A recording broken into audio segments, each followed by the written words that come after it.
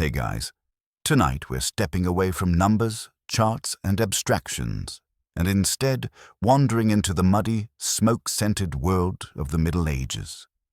But don't get too cozy just yet. Imagine, just for a moment, that electricity disappears. Your faucet runs dry and your flush toilet is suddenly an inexplicable ceramic throne. What then? We turn to the people who lived without those luxuries by default. Tonight's journey is about their survival, their tricks, their genius, the things they did not to thrive, but simply to continue. So take a breath, settle into your chair, maybe dim the lights or crack a window if the night air permits. If you've got a fan running, let its hum be our backdrop. In that quiet, imagine a world where fire wasn't ambiance, it was life itself. In that forgotten world of smoky ceilings and damp earth floors, fire was more than warmth. It was your stove, your lantern, your guard dog, and on lonely nights, your only companion. And when you left your home, whether to visit a neighbor or trek for days to market, you didn't just carry bread or salted fish. You carried fire. This portable fire, strange as it may sound, wasn't magic. It was deliberate, humble engineering.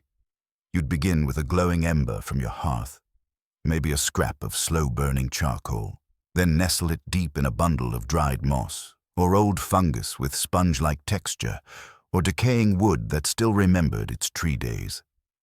Some people used leather pouches, others hollow animal horns, padded and sealed. Sometimes these bundles were treated with things we'd now consider chemicals, salty crystals or congealed fats. Anything to make that ember last the day, and it would last. If you packed it right, it could smolder through a morning fog, a bitter frost, even a rainstorm, and still glow when you reached your next stop. A few breaths, some coaxing with a dry twig, and flames would spring to life as if they'd just been sleeping. Compared to the alternative, striking flint against steel with frozen fingers while pretending to know what you were doing, it was a miracle. Carrying fire was power. It meant you could settle anywhere and not freeze or go hungry. It meant you weren't begging strangers at sunset. It meant you didn't have to rely on chance and dried leaves. You became the master of your warmth.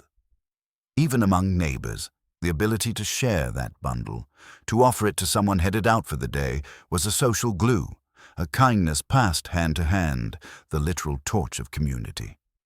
But fire was just the beginning. In a world where winter whispered promises of hunger by mid-autumn, food preservation wasn't about flavor. It was about not dying, and nothing preserved meat like smoke. We think of smoked meats now as delicacies, seasoned over slow flames, turned with care by chefs in clean aprons. But centuries ago, smoke was less culinary art and more desperate necessity. People didn't hang meat out in the open like fantasy paintings might suggest. No, they stashed it behind hearths, above rafters, places where air moved slowly and smoke gathered like a cautious ghost. Why? Because the smoke in those corners was cooler, steadier, more patient. It didn't cook the meat, it transformed it.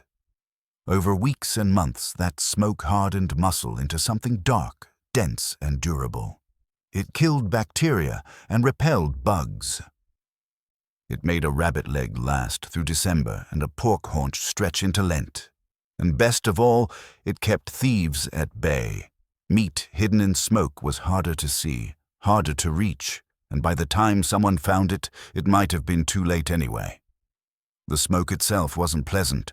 It was pine and resin, harsh and eye-watering, the kind that clung to your tunic and stung your nose. But it worked. The meat that emerged from those rafters was armored against decay and hunger, and it did double duty, warming the home and feeding the future. Even fences told stories. In a time before barbed wire or electric gates, people grew their walls. That's right, living fences. They planted willow, hazel, or thorny blackthorn in tight lines, bending and weaving the branches as they grew, twisting trunks until they formed dense, writhing hedges. Not just barriers, but barriers that bit back. These hedges weren't just for keeping things in. They kept animals out, redirected stray pigs, snagged wandering children, and tangled up the occasional thief. They could grow so thick a boar wouldn't break through them, and so thorny even a desperate man would think twice. Some of them still grow today, roots hundreds of years old, their spiked arms older than some countries. The beauty of these living walls wasn't just their effectiveness, it was their longevity. Unlike timber fences that rotted, fell, and demanded hammer and coin, these hedges grew stronger with each year. They resisted time, they sheltered birds, they fed bees, they held the soil in place like fingers gripping the land itself. A farmer didn't just build a wall, he raised one, and so the medieval world, for all its hardships and harshness, was a place of solutions. Not flashy ones, not expensive ones, but clever, patient, enduring solutions. A smoldering ember, a beam of smoke, a wall that grew. These were the quiet tools of survival. There's something elegant, almost poetic about using mud to defy the cold. In a world before insulation, before synthetic fabrics and central heating, people built homes not from precision-cut stone or polished timber, but from whatever they could dig, bend, or pile. Their walls were not pristine, but they stood against the wind. Their roofs might drip, but they covered generations, and their method had a name that sounds more like folklore than architecture: wattle and daub. Start with wattle, the framework, the bones of the wall. Thin, flexible branches were harvested from hedgerows or nearby woods, bent and woven between upright posts like the ribs of a giant basket. Some were green and supple, others dry and crackling, but together they formed a kind of lattice. It wasn't beautiful, but it was sturdy. Then came the daub. The daub was a concoction, both brilliant and revolting, a mix of clay, straw, and often animal dung. Yes, dung, because in the Middle Ages, even waste had purpose. This thick, earthy paste was slapped onto the wattle by hand, pressed into every gap until the wall became a single, dense surface. As it dried, it hardened into a surprisingly durable shield, one that held heat and repelled drafts. It smelled at first, but the scent faded, and what remained was shelter. Shelter that could last decades if maintained. Some homes, still standing in corners of Europe, wear their original wattle and daub like a badge of defiant simplicity. They whisper of hands long gone, of lives held together by mud and willpower. Inside those homes, beds were more than a place to sleep. They were battlegrounds, against lice, against fleas, against the incessant crawl of parasites that saw every sleeping body as an invitation. So people fought back, not with sprays or sealed mattresses, but with herbs. They stuffed their bedding with straw, yes, but not just any straw. Mixed among the dry stalks were sprigs of mint, wormwood, rosemary, pennyroyal, and lavender. Not for their pleasant aroma, though some were fragrant, but because insects detested them. A mattress might smell like a salad gone rogue, but it kept the bloodsuckers at bay. These herbs didn't stay in the bed. They lined windows, hung in bunches above doorways, scattered across dirt floors. It turned homes into rustic pharmacies, rich with scent and superstition. Some herbs were said to repel spirits, others just kept your legs from being a feast for invisible guests. In the absence of bug nets or chemical deterrents, it was plants or nothing. And people chose plants. Where there was no smokehouse, no cellar, no pantry, there were trees. Hollow trees, to be precise. The kind that time and insects had carved open like nature's cabinets. If you had food and nowhere safe to keep it, you found a tree. Not a metaphor, not a quaint image. A literal tree with a belly wide enough to hide cheese, dried meat, maybe a bundle of apples. It was nature's refrigerator, shaded, cool, and camouflaged. Sometimes people lined the hollow with moss or bark. Sometimes they left offerings for spirits, just in case. But more often, they simply hoped the tree would keep the food safe. From rot, from weather, from neighbors who'd rather borrow without asking. In an age without locks or codes, secrecy was the best security system. And trees didn't talk. Preservation wasn't limited to trees and smoke. Stone had its place too. In north-facing rooms, those least touched by sun, thick slabs of slate or marble were built into walls. These weren't for decoration, they were passive coolers. In the chill of winter, they held on to the cold like a secret. In summer, they resisted the heat with a quiet defiance. Place your milk there, your butter, your precious morsels, and they might last the week. The wealthier households added touches of brilliance, wet cloths draped over jars to enhance evaporative cooling, water-soaked clay pots buried in cool corners. It was physics, yes, but it was also intuition, an understanding of the materials around them, of how earth and water and shadow could be manipulated, harnessed, and trusted. And then there was firelight, not the soft flicker of candles in glass jars, but the messy, greasy sputter of rushlights, long reeds soaked in animal fat, ignited to burn for 20 minutes, maybe 30. Cheap, smoky, and utterly essential. They lit your way to bed, helped you count time, and filled the room with the smell of bacon and burnt marsh. A single rushlight didn't last long, so you lit another, and another.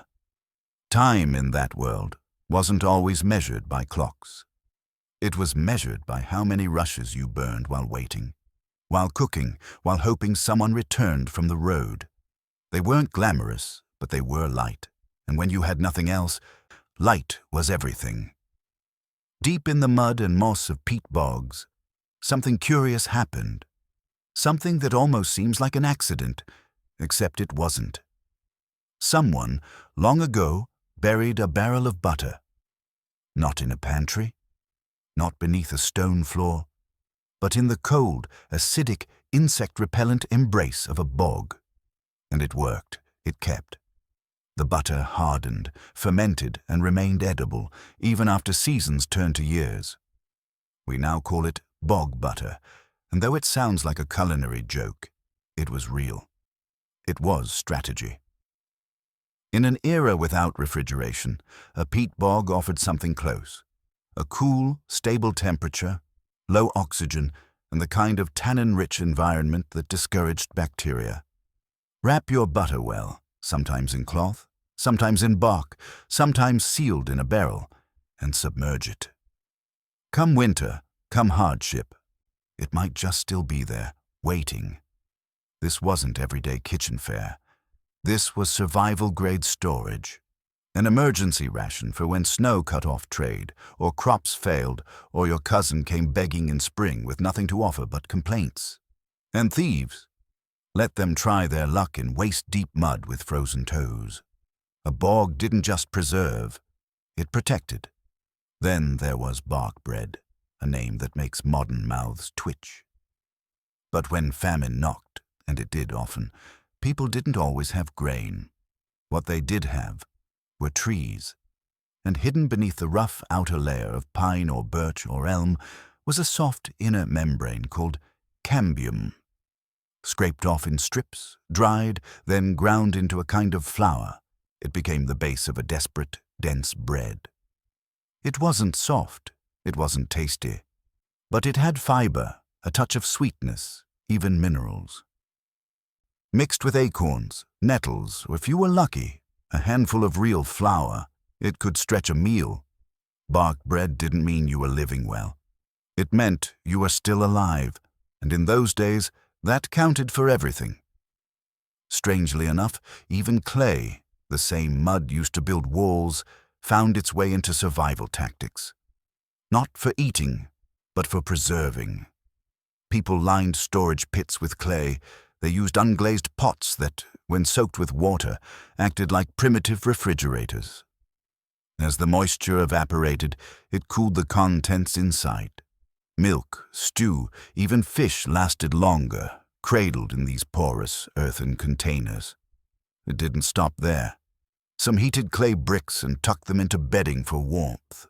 Others wrapped them in cloth, carried them in carts, used them like reusable hot water bottles. They didn't leak. They didn't explode. At worst, they cracked quietly, but even then, they could be repurposed into something else. Nothing went to waste, not even baked dirt. In the kitchens, where meals were more survival than feast, pots had their own secrets. Long before anyone thought to invent non-stick coatings, medieval cooks found a way to keep food from gluing itself to the cookware. It was called burnishing. A pot, still damp from shaping, would be rubbed obsessively with a stone, a bone tool, or smooth wood. The friction sealed its surface, compressing the clay until it shone faintly, smooth and resistant. It didn't turn pots into magic non-stick pans, but it helped. It made scrubbing easier and reduced the chance of yesterday's gruel turning into today's cement. Some even smeared animal fat over the polished surface before firing the pot, seasoning it like cast iron. These burnished pots were not only practical, they were oddly beautiful, a gleam in a world of ash and soot, kitchen bling in the form of survival. Even navigation had its tricks, especially when the world disappeared in fog or when forests swallowed trails. People learned to hear their way home. Church bells rang across valleys, not just to mark time but to anchor the lost. Cowbells chimed from fields. Wind chimes clattered in mountain passes, not for whimsy, but as trail markers.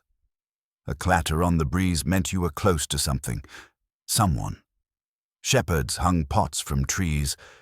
Fishermen blew horns and listened for the echo against cliffs. Echo wasn't entertainment. It was orientation. In a landscape where visibility could drop to nothing, sound became map and compass. If you couldn't see the village, you could hear it. If you couldn't find the path, the echo would guide your steps. Even taverns, those chaotic, smoky dens, became beacons. Laughter, lute strings, or the loud gossip of inebriated neighbors carried into the streets like lantern light for the ears. Follow the noise, and you might find warmth, food, or your cousin slumped under a bench. Noise was a navigation. It was comfort. It meant you weren't alone. Teeth, however, were another matter. With no toothpaste, no floss, and no cheerful dentist posters, people relied on what they had. Charcoal, burned wood, crushed into powder, mixed with salt or herbs, rubbed onto teeth with fingers, sticks, or rags. It scratched, it stung, it worked somewhat. Charcoal scrubbed away food residue, dulled bad breath, and maybe even delayed tooth rot. It was abrasive, yes, but so was the life they led. Mint, rosemary, or sage were sometimes added for flavor, or the illusion of cleanliness. A rinse of vinegar might follow, though it probably melted enamel faster than plaque. But it was better than the alternative. Pliers, a strong arm, and no anesthesia. When your options are ashes or agony, ashes suddenly look like self-care. Modern walls are sleek, square, and silent. But in the medieval world, walls could breathe. They could crack, sigh, shelter, and even bloom. They weren't just dividers. They were built with hands that understood the land, not in rebellion against it, but in cooperation. This is why homes were often constructed not with stone or brick, but with woven branches and smeared earth. Not only out of necessity, but because it worked. The technique went by a humble name, wattle and daub. It began with a framework of upright wooden posts, between which slender branches were tightly interlaced, like a flattened bird's nest stretched between trees. This lattice of twigs became the skeleton of the house, and then came the muscle, the daub. It was thick and wet and clung to everything, a paste born of soil, clay, straw, and, if you were committed to tradition, or simply poor, animal dung. Yes, dung. Not out of carelessness, but because it added binding strength and insulation, and was available in abundance, especially if your goat had opinions. Smeared by hand into every crevice, the daub dried slowly, hardening under sun and time. When finished, it created a solid, windproof wall. Not elegant, not glossy, but warm, breathable, and strong enough to survive decades of frost, rain, and the occasional thrown shoe. A peasant's pride wasn't in polish, it was in persistence. Inside such walls, life needed more than warmth. It needed safety from what crawled. Parasites, rodents, and insects were the real landlords of the area, and people knew it. Bedding, in particular, had to be guarded. Not with fabric softener or bug spray, but with herbs. These weren't for relaxation. They were chosen for their strength, not their scent. Lavender, mint, wormwood, rue, pennyroyal. Strong smells, sharp oils, natural deterrents. The mattress, such as it was, might be a coarse bag of straw, but it was no longer plain. Herb-laced straw not only masked the scent of sweat and mildew, it fought the nightly invasion of fleas and lice. Sleep wasn't soft, but at least it wasn't crawling, and it didn't end with beds. Herbs were strewn across floors, tucked into beams, twisted into ropes above doorways. If you could poke a sprig of mint into something, you did. It wasn't cosmetic. It was survival. It was knowledge passed from mother to daughter, healer to neighbor. It smelled sharp, sometimes sweet, but always purposeful. In homes that leaked and creaked and sighed with rot, a handful of rosemary could mean the difference between tolerable and unbearable. But food, precious, scarce, and perpetually in danger of spoiling, needed help too. Before there were ice boxes or fridges, people turned to cold stone. Literally. If you had stone shelves built into the shaded, north-facing wall of your cottage, you had refrigeration. Not artificial, but real. Stone, with its dense, heat-resistant nature, absorbed the cool of the earth and shaded air and gave it back slowly. Butter, milk, cured meats, all placed carefully upon a cold slab of slate or marble, would last longer than those left out. No motors, no light bulbs, just physics and patience. Some homes even had full larders, cool rooms carved into hillsides, with thick walls and earthen floors. These spaces, kept far from cooking fires, became havens for perishables. If you were clever, you enhanced the effect with wet cloths or porous jugs filled with evaporating water. The principle was simple. Evaporation draws heat. The result? A medieval chill box without the hum. Pain relief, too, had its surprising champions. Not in the form of pills or tubes, but leaves. Cabbage leaves. If you were stung, bruised, or swollen, the cold, veined curve of a cabbage leaf might be all you had. You'd bruise it slightly, crumple it to release the juices, then wrap it gently around the afflicted part. It clung like a poultice, its coolness easing heat, its compounds fighting inflammation. For chest congestion, the same leaf might be warmed instead, laid steaming over ribs and shoulders like a leafy vapor rub. Simple, repeatable, not glamorous, but for people without access to doctors or money. Cabbage was medicine. When it wilted, it went to the soup pot. Nothing wasted, not even recovery. And in the dead of night, when the sun had long vanished and candles were precious, people lit their world with marsh weeds. Rushes, long reeds found near water, were peeled, dried, and soaked in bacon grease or tallow. Once dried, they became rushlights. Smoky, short-lived, often foul-smelling, but they burned. You'd clip one upright, light the tip, and it might last 15 minutes, maybe more. If it flickered out, you lit another. Light was never guaranteed. These weren't romantic flames. They hissed and popped and made rooms smell like pig fat and riverbank. But they told time. A task might take 2 rushes, a prayer, just one. In their feeble glow, meals were cooked, children calmed, wounds tended. The world didn't stop just because the sun left, but it did change. It shrank to the size of a flame. Survival in the Middle Ages was rarely about grand inventions. It was about using what nature gave, even if that gift came caked in moss or soaked in swamp water. And in one of the strangest yet most effective survival hacks of the era, people turned the marshes themselves into storage vaults. Enter the bizarre, brilliant practice of burying butter in bogs. To the modern mind, this sounds absurd. Burying food in a swamp. But the peat bogs of northern Europe were cold, acidic, and oxygen-poor. In other words, perfect for preservation. People would wrap up their butter, or sometimes lard, in cloth, leather, or even wooden barrels, then submerge it deep into the peat. It wasn't a hiding place. It was refrigeration before electricity was even a whisper of an idea. Some left it there for months, others for years. Archaeologists have uncovered bog butter that's been buried for centuries and, astonishingly, still exists in recognizable form. Modern tasters, brave souls, describe the flavor as rich, earthy, and slightly smoky, like cheese that once had a conversation with the underworld. But in the Middle Ages, no one cared about flavor nuances.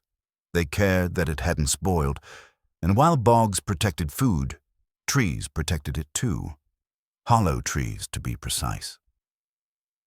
All across the countryside, where carpentry was expensive and cupboards were luxuries, hollow trees became makeshift pantries. If you had dried meat, smoked cheese, or a pouch of foraged berries and no safe place to keep them, you looked for a tree. The cavity of an old oak or birch was cool, dark, and naturally camouflaged. It wasn't just a hiding place, it was insurance. Whether you were a traveler needing a day's storage, a peasant keeping food away from nosy goats, or someone who just wanted to stash their apples away from greedy siblings the forest provided. Line the interior with dry leaves or bark, wedge your goods deep inside, and walk away hoping squirrels weren't smarter than you. Not all food hacks were about keeping things safe. Some were about making something out of nothing, literally. In times of famine, when fields were barren and grain stores scraped clean, people looked to the forest floor and found survival in bark, specifically the soft inner bark known as cambium. Shaved from the trunks of trees like birch or pine, this layer was dried and ground into a coarse powder, then mixed into whatever meager flour remained. The result was bark bread, a flat, chewy loaf that sustained life when nothing else could. It was gritty. It was bitter. But it was bread. And in a world where the alternative was starvation, it was good enough. Sometimes acorns were added, sometimes nettles or wild roots. Whatever could stretch the dough, the bark was toasted or roasted before grinding to improve the flavor, or at least to mask the bitterness. This was food as necessity, not pleasure. But it kept bodies moving. It kept children alive. Even games, it turned out, were not just for joy. In a culture where the gods were always watching and fate felt like a hand poised above your head, people believed that playing could connect them to the divine. Some games were used for divination, others for education, and in the case of certain ancient board games, they were rehearsals for the afterlife. But survival wasn't just about food and fire and shelter. It was about enduring pain, and doing so with whatever you had on hand. Cabbage, of all things, was a healer's ally. Smashed and softened, its leaves were wrapped around bruises, infections, even swollen joints. Its cool moisture soothed heat. Its natural compounds offered mild antibacterial effects. Need to draw out a fever? Wrap the feet in warm cabbage. Got a sore chest from weeks of coughing in the winter air? Lay a heated cabbage compress across your ribs. It was cheap, harmless, and always available. If it didn't cure you, it didn't make you worse, and that alone made it better than many other treatments of the time. Herbs continued to be more than seasoning. They were weapons against disease, insects, spirits, and even nightmares. Lavender for calm. Wormwood for strength. rue for protection. Rooms were strewn with leaves, not for appearance, but for armor. A house might be poor, but if it smelled sharply of rosemary and mint, you knew someone inside was fighting to keep their family well. Every corner of the medieval home, every stone, every rush, every root, was part of a system. Not a design of luxury, but of endurance. They didn't build to impress, they built to survive, and in that there was a quiet kind of genius. Cleanliness in the medieval world was not a matter of scent alone, it was an act of resilience. And when soap was scarce and bathing was more superstition than habit, people turned to nature's simplest scrub: ash. More specifically, charcoal. It wasn't glamorous, it wasn't soft, but it was better than letting your teeth rot in your skull before you reached your 30th birthday. To clean one's teeth meant rubbing them with burned wood, ground into gritty black powder, sometimes mixed with salt or crushed herbs. This primitive powder was smeared across teeth with a finger or a stick, or, if you were particularly meticulous, a bit of rag tied to a twig. It tasted of fire and salt and scratched the enamel with every pass. But it polished. It removed food residue, and most importantly, it fought back the slow crawl of decay. There were no dentists in the modern sense, no fluoride, no X-rays. What there was were pliers. If a tooth ached, it had two fates: fall out on its own or be yanked out by someone who likely also sharpened knives for a living. Compared to that, chewing on ashes became a reasonable choice. Charcoal even absorbed some bacteria, at least enough to delay disaster. To survive meant doing what worked, not what felt good. While mouths were being cleaned with scorched wood, cookware was being burnished into submission. Pots made of rough clay would stick to everything, unless you polished them, not with wax or glaze, but with sheer, stubborn friction. A potter might spend hours rubbing a wet pot with bone or stone, smoothing the surface until it shone faintly, compressing its outer layers so food wouldn't bond with it like mortar. The process didn't make the pot magical, but it helped.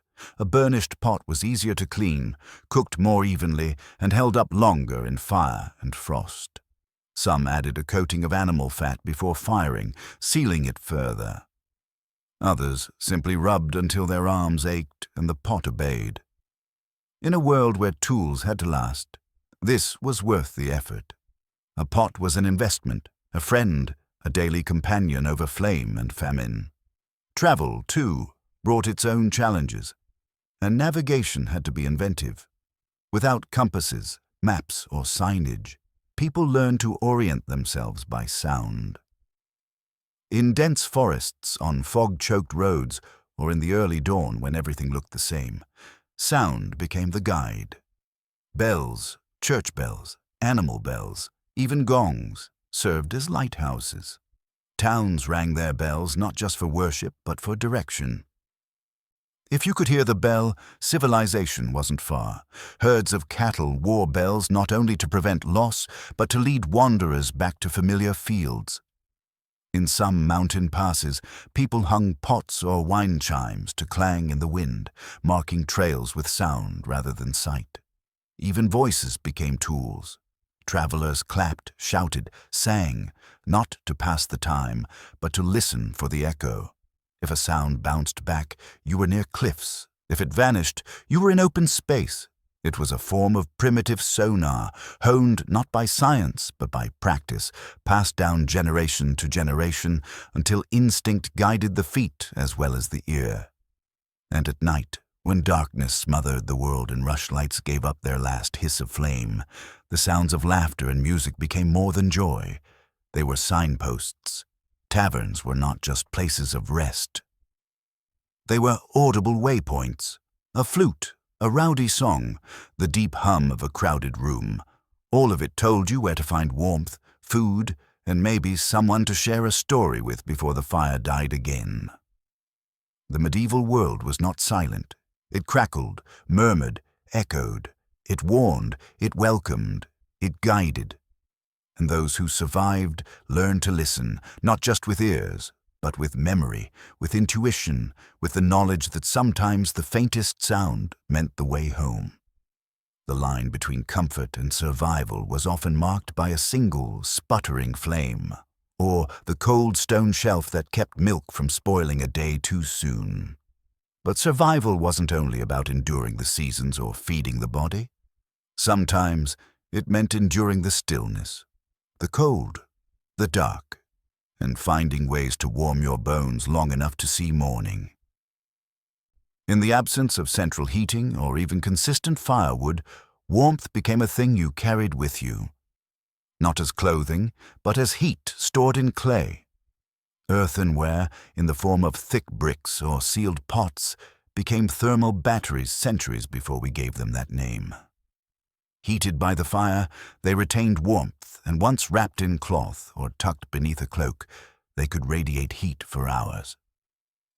At night, these humble bricks were placed in beds, rolled near freezing feet, or handed to children like glowing treasures.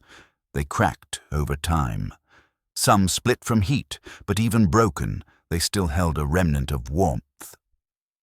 Unlike modern batteries, they didn't explode. They simply faded, quietly and without drama. Even in carts, these clay vessels traveled.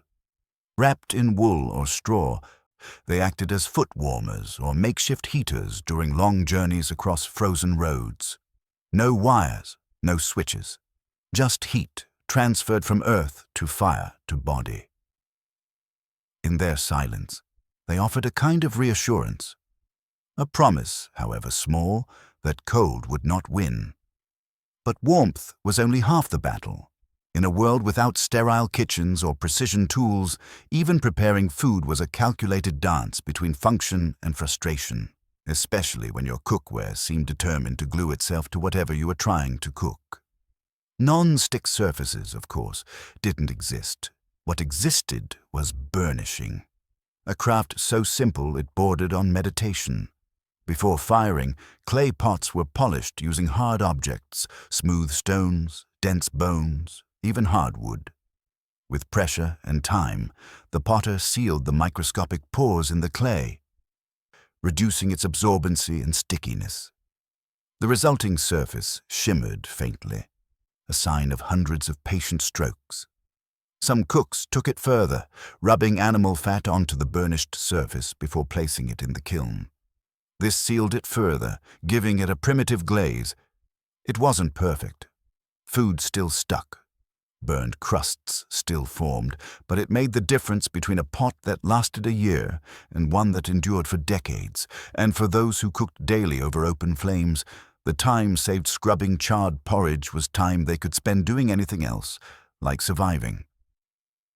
Elsewhere, survival was also a matter of perception. In a dense fog, or a snowstorm, or the gloom of a forest too thick to show sky, sight became a luxury. Sound, instead, became your lifeline. And medieval people knew this. Without GPS or written maps, they navigated using their ears. Church bells tolled, not just to mark the hour, but to act as lighthouses of sound. A faint bell in the distance told you how far you'd wandered. Cowbells and sheep bells, tied to wandering livestock, doubled as rural wayfinding markers. Sometimes people deliberately placed noisemakers, pots strung from trees, chimes carved from wood, to guide travelers through mountain passes or dense woods. If it rang in the wind, it meant someone had been there before you. Someone had survived. Even taverns, rowdy and smoke-filled, weren't just gathering places. They were auditory anchors. Music, laughter, shouting, these sounds spilled into the streets, signaling warmth, company, and the presence of food and fire. If you heard it, you weren't lost. Not yet. The world before electricity wasn't quiet. It was alive with messages disguised as noise, the clatter of hooves, the barking of dogs, the toll of distant bells, all became a kind of language. And if you learned to listen, you learned to live. To live through the Middle Ages was to master discomfort. pain wasn't rare. It was routine. And without pharmacies or physicians within reach, people turned to what they had: leaves, oils, dirt, and prayer. But more often than not, they turned to plants. Not in potion bottles or expensive tinctures, but in their raw, pungent, and practical form.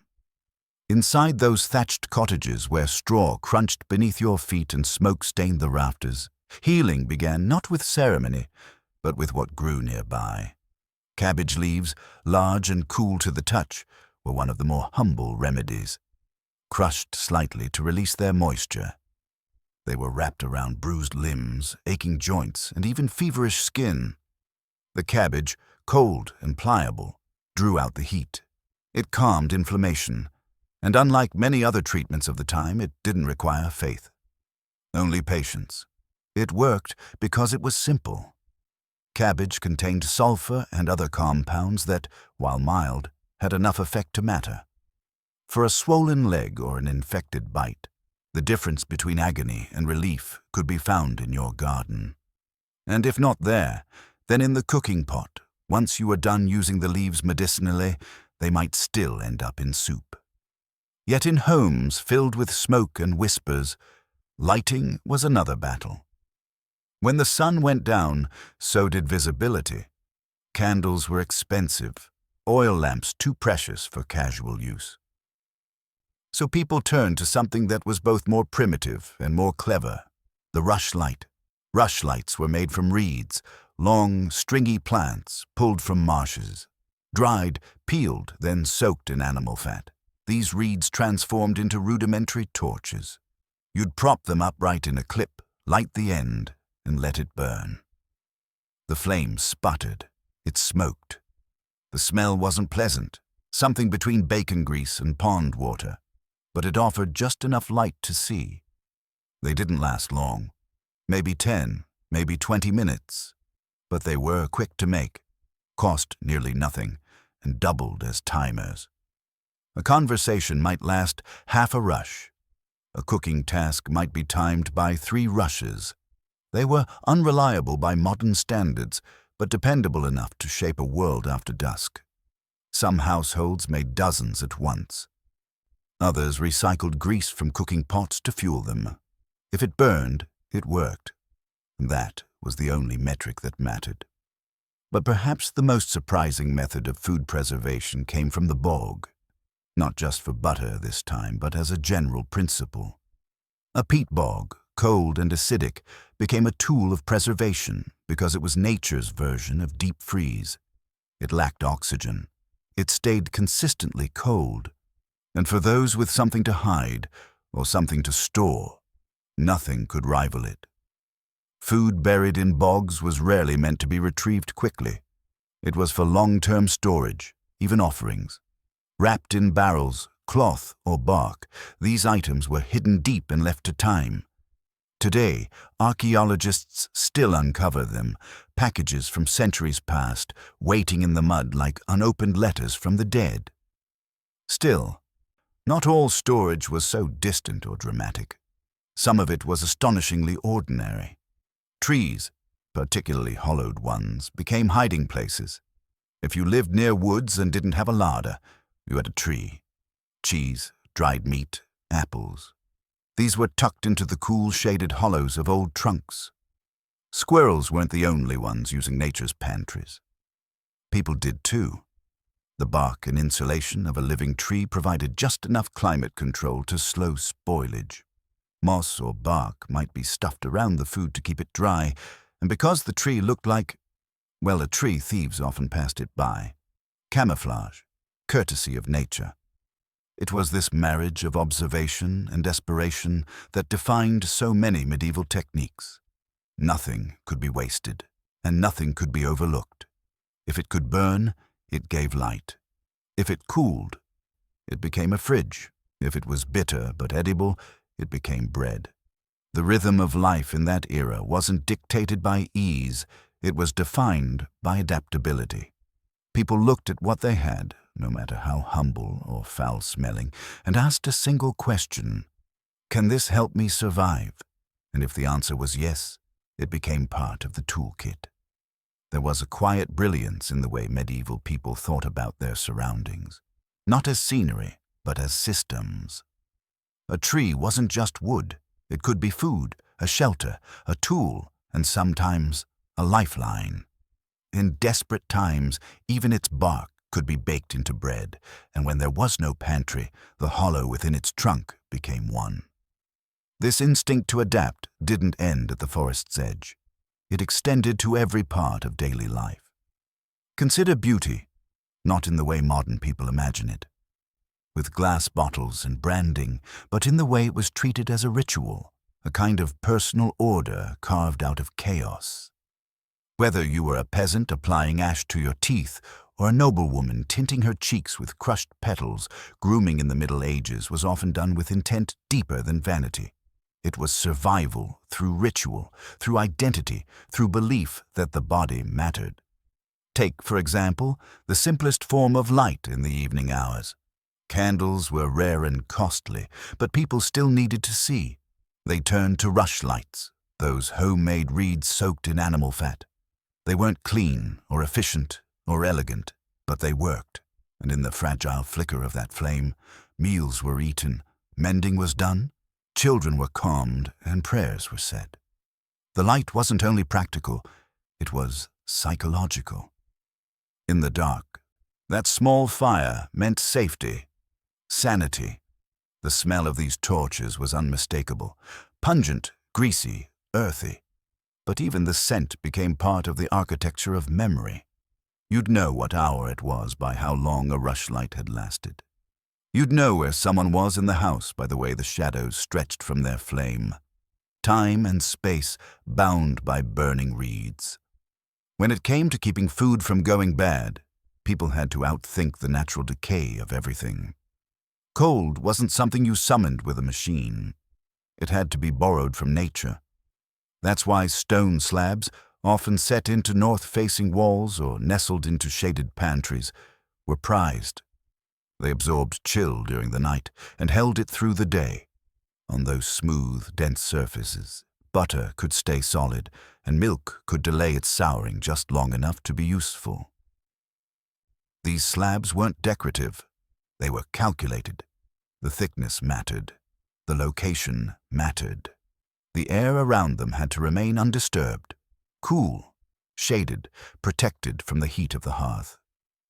If you had the means, you lined the shelf with damp cloth to encourage evaporative cooling or set clay jugs near it, also damp, to create a pocket of cold. No motors, just method. And just as the household fought against heat, it also fought infection. This wasn't an age of sterile gauze or antibiotics.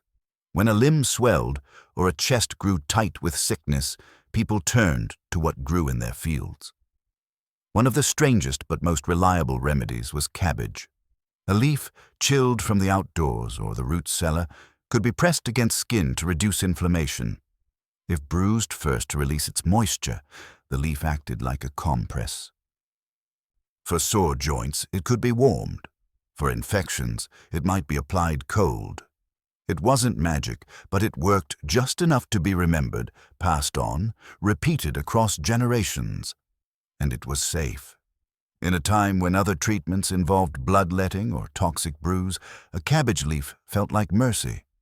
And so survival became a choreography, a series of repeated gestures, a knowledge passed by hands, not books. It didn't promise luxury, but it promised continuity. People who understood their world in terms of texture and scent, direction and temperature, learned how to stay alive. They became experts not through formal education, but through repetition, through failure, and through small, quiet victories, like lighting a fire from yesterday's ember or keeping milk cold one more day. You might imagine the medieval pantry as a tidy larder filled with earthen jars and woven baskets. But most of the time, it was whatever space could be made cold, dry, and hidden from pests. And sometimes, that meant thinking vertically. Trees, especially the hollowed trunks of aging giants, offered nature's ready-made storage compartments. They weren't symbolic or romanticized. They were practical, and they worked. In a shaded grove or a dense woodland path, you might find a tree with a dark interior, formed not by design, but by age, rot, or lightning. That cavity, dry and tucked away, became the perfect hiding place for food. A wheel of cheese, a sack of dried berries, or a strip of smoked meat could be slid inside and covered with moss or bark. Cooler than open air, protected from sun, and camouflaged against wandering eyes, it was a low-tech solution with high reward. Sometimes, travelers used these hollow trees as temporary safes, leaving food while they hunted, or storing supplies while they scouted a distant village. Others, living in cottages with no proper cellar or pantry, relied on them as everyday storage. It was more than convenience. It was a kind of symbiosis, the forest offering quiet shelter, and the people knowing how to accept the gift without taking too much. But not all storage was about safety. Some was born purely of desperation, and few things capture that sense of desperation like bark bread. The name sounds unappetizing for a reason. It wasn't food of choice, it was food of last resort. In times of famine, when crops failed and granaries stood hollow, people turned to trees not as shelter, but as sustenance. Specifically, they harvested the cambium, the tender, pale layer beneath the tree's bark. Birch and pine were most commonly used. The outer bark was stripped away, and the cambium shaved into thin layers, then dried, ground into powder, and mixed with whatever else could be scrounged. Acorns, nettle flour, or if fortune smiled, a little real grain. The resulting bread was dense, chewy, and bitter. It didn't rise, it didn't delight, but it filled the belly and delayed starvation. People toasted the bark before grinding it, hoping to improve the flavor, or at least dull the bitterness. In some places, entire communities relied on this tree-borne flour during sieges or harsh winters. It wasn't a dish, it was survival in a loaf. And the act of eating bark, far from being a sign of ignorance, became a testament to ingenuity. To look at a tree and say, "This can feed us," required both desperation and creativity. Too much bark, and the tree died. Not enough, and the people did. A grim balance was struck, year after year. In the rhythm of that world, waste was a sin not just moral, but fatal. Everything had to be reused, repurposed, reimagined. A cracked pot might become a scoop for grain. An old boot might patch a roof. And cabbage, once pressed to an infected wound, might still find its way into stew. It wasn't sentiment, it was necessity. This was a world where knowledge was tactile. It lived in the hands, not in books. You didn't learn how to preserve food by reading. You learned by losing a haunch of meat to rot and doing better the next year.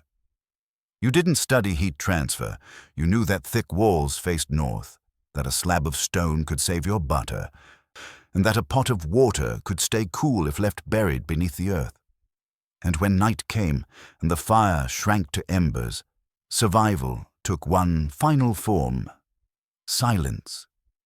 In that silence, surrounded by walls of mud and smoke, by herbs stuffed under your straw mattress and the last rushlight flickering its final breath, you lay down and hoped. That nothing crawled, that nothing spoiled, that the world would still be turning when you awoke. There's a strange nobility in doing without, in shaping a life not from excess, but from ingenuity. And the further one looks into medieval survival, the more evident it becomes that survival wasn't only about outlasting the world, it was about making peace with its limits. Take, for instance, the use of herbs in beds, not just for comfort or fragrance, but as a line of defense. The medieval home was not a sealed box. It breathed, it leaked, it welcomed in all manner of tiny intruders, fleas, lice, flies, and other persistent parasites. Straw alone, used as stuffing, became a playground for these pests. So people added herbs, not for beauty, but for function. Strong scented plants like lavender, wormwood, mint, pennyroyal, and rue were woven into mattresses, strewn across floors, hung from beams, and rubbed into cracks. Their odors were not meant to soothe the soul. They were meant to make the body less appealing to the crawling things that waited in the shadows. The idea of aromatic hygiene wasn't just old wives' lore. These herbs contained compounds that repelled insects and in some cases even disrupted their breeding cycles. It was as close to pest control as most could hope for, and the scent, strong and strange, became part of the texture of daily life. A bed didn't smell like fresh linen. It smelled like a potion, a dry bouquet of defense. People believed that dreams were sweeter beneath lavender, that rosemary encouraged clarity, that rue protected the sleeper from illness or even malevolent forces. Science may debate the finer points, but the cultural wisdom was firm. Better a pungent bed than a buggy one. This herbal strategy didn't stop at the mattress. Floors were often covered in rushes, dried grasses or reeds, layered thick like living carpets. But those rushes were rarely plain. Mixed among them were herbs crushed underfoot as people walked, releasing their oils into the air. The smell was constant, and so was the purpose. Keep disease and decay at bay. The house became a kind of apothecary, designed to smell safe. But while herbs guarded the body, the structure of the home itself guarded the family. Building materials were not imported or engineered. They were harvested with hands from the land itself. Wattle and daub, as we've seen, was the most accessible form of insulation. But beyond the materials, there was design. A well-placed window might not have glass, but it was angled to let in light while minimizing drafts. A fire wasn't just a heat source. It was placed strategically to let smoke rise and circulate through rafters, where meat hung and bugs hesitated. Roofs were steep to shed snow and thatched to trap warmth. Every choice, every angle, had meaning. And even in the most humble dwellings, you'd find stone shelves tucked into shaded corners.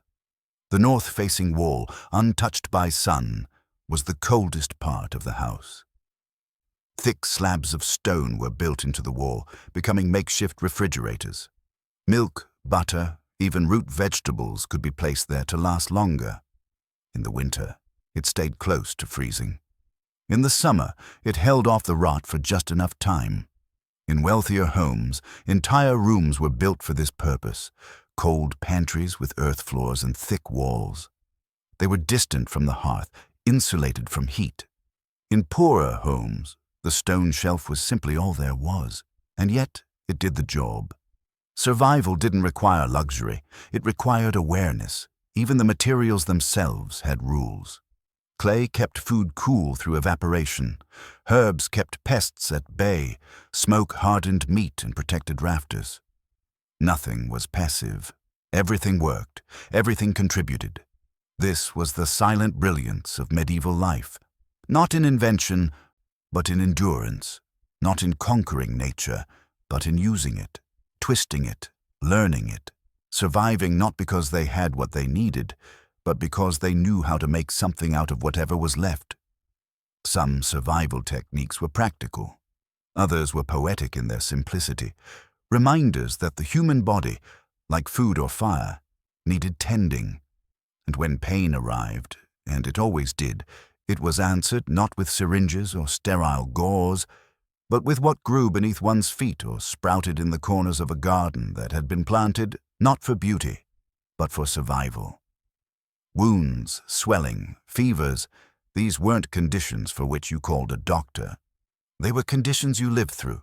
Sometimes you endured them, sometimes you met them with cabbage leaves, or mustard plasters, or compresses made of crushed onion and goose fat.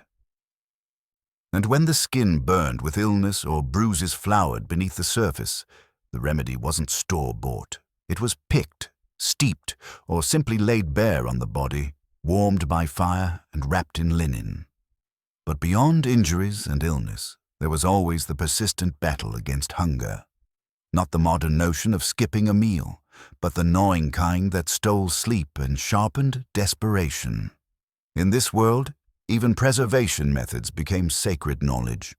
One of the most unusual and effective came from the peat bogs of the north. Cold, wet, and acidic, they seemed like the last place to store anything edible. Yet there, people buried butter. Not just for days or weeks, but for months. Sometimes longer. Wrapped in cloth, bark, or sealed in wooden containers, the butter was lowered into the bog's chill belly and left to rest.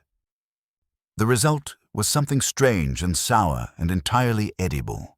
It resisted decay, not because of luck, but because of the unique conditions of the peat.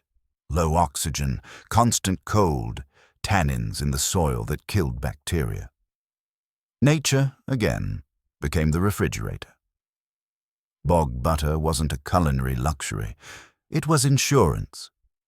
In the cold months when animals stopped producing milk and the cupboard thinned to shadows, this waxy, swamp-stained bundle might be the only fat left in the house. Some said it smelled like smoked cheese. Others said it reeked of earth and regret. Either way, it fed you. And what you didn't bury, you hid. Not in cupboards or on shelves, but in places others wouldn't look. The hollow of a tree, beneath loose floorboards, in a clay jar buried under straw. The idea of pantry was elastic. Food was treasure. And treasure needed protecting. Sometimes the greatest innovation was simply staying alive one more week. Even the way people thought about time was shaped by necessity. They didn't measure hours with clocks.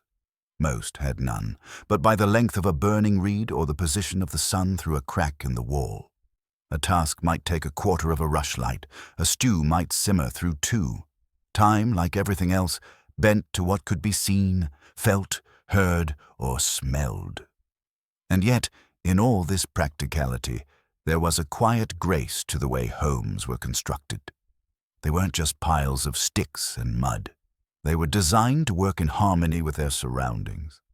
Thatched roofs insulated better than many modern materials. Earthen walls breathed, releasing moisture rather than trapping it. Small windows were placed with intention, south-facing for warmth in winter, shaded in summer. Not to impress guests, but to stay alive through the seasons. Even the smoke that curled from every chimney had a role beyond heating and cooking. It wandered upward, drying meat that hung from rafters, sterilizing air and discouraging pests. A smoky room might sting the eyes, but it meant the ham wouldn't rot and the house wouldn't become a nest of insects. These weren't luxury choices. They were survival techniques encoded into culture, passed from hand to hand, memory to memory. You learned them not from a school, but by watching your mother patch a wall with clay or your grandfather hang meat where the smoke lingered longest. The world didn't offer safety. It offered tools, and the people who lasted were those who learned to use them.